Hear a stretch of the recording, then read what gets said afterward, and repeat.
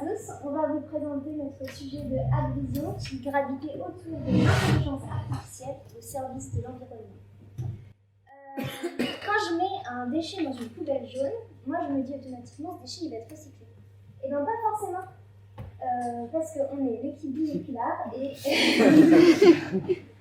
composée de Nathan Brunet qui est étudiant, Valentin Muguet, data scientist chez STEP, moi-même étudiante, et Anne Speck qui n'a pas pu venir aujourd'hui, qui est développeur-chercheur. Et donc je ne disais pas forcément car il y a sur un trait sélectif le taux de refus qui se situe généralement entre 15 et 25%, c'est-à-dire des déchets recyclables qui ne sont pas recyclés. Alors avant de vous expliquer pourquoi ce chiffre, je vais vous expliquer comment fonctionne une chaîne de tri. Première étape, il y a des camions avec plein de déchets tout mélangés dedans qui viennent déverser ça dans des gros centres de tri et c'est transporté sur des papiers roulants. Et il y a d'abord une première étape de tri automatique, c'est-à-dire par exemple ici avec un aimant où on vient retirer les canettes, ou alors un tri optique qui fonctionne avec des lasers, on vient séparer les différents plastiques. Mais ce tri automatique, il n'est pas sans faille. Et c'est pour ça qu'après, ils ont rajouté une couche de tri manuel avec des agents de tri, des humains, qui prennent les objets et qui les mettent dans la salle de bain. Et une fois qu'on a bien trié tous ces objets, on les met dans des grosses presses, on fait des balles, et ces balles, après, on les revend. Alors, on va faire un petit zoom sur ce tri manuel, et notamment, on a récolté quelques témoignages. Et le premier met en lumière la souffrance due au mouvement répétitif et rapide. Cette personne souffre de l'épaule, ce qui crée tendinite et arthrose.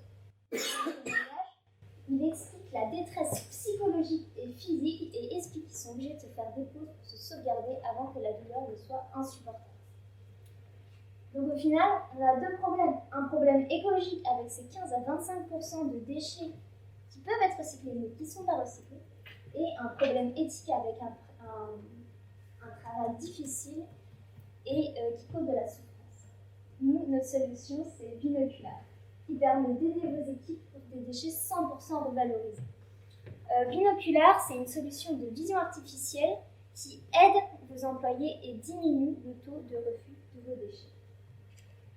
Où est-ce que s'implante au niveau de la chaîne de tri? On s'implante à ce niveau-là, entre le tri automatique et avant le tri manuel.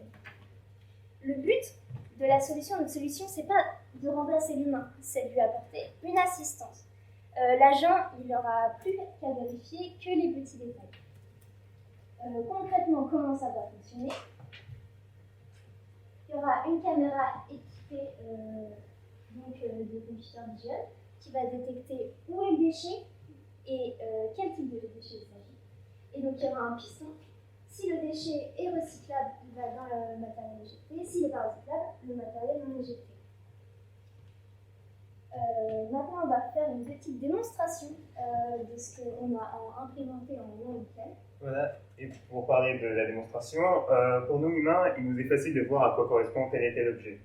Pour les ordinateurs, c'est plus compliqué. Ce qu'on lui donne, c'est des images et des structures de pixels codées généralement de 0 à 255. Du coup, le but, c'est on va essayer de capturer les principaux éléments des objets qu'on va chercher à montrer, à savoir les déchets. On va chercher à savoir où sont les déchets sur l'image.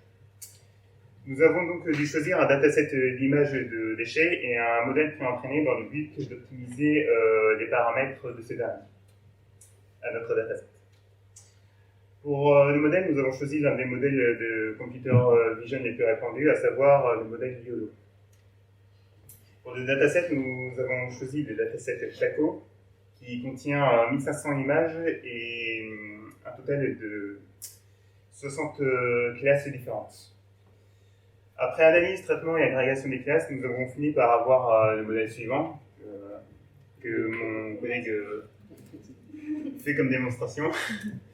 Donc, malgré quelques erreurs à droite à gauche, on a clairement pu voir on a clairement pu voir à travers la démonstration que la computer vision a quand même sa place dans les systèmes de tri des déchets. Et ça, c'est que le début, parce que pour l'instant, on ne détecte que 2 objets, mais avec la computer vision, on pourra en détecter autant qu'on veut. Et ce qui est important aussi à noter, c'est qu'il y a des déchets qui peuvent être recyclés comme les masques jetables. Les masques jetables sont 100% recyclables, mais on ne les recycle pas parce qu'ils peuvent être contaminés. Donc du coup, si le tri manuel, donc les humains les touchent, ils peuvent être eux contaminés. Donc on ne les recycle pas. Si la machine le fait, il n'y a plus de problème. Mais vous allez me dire, ok, super ta solution, mais quels sont les avantages des binoculaires? Le premier avantage, il est tout d'abord évidemment écologique. Ces 15 à 25% d'objets recyclables, ils seront recyclés.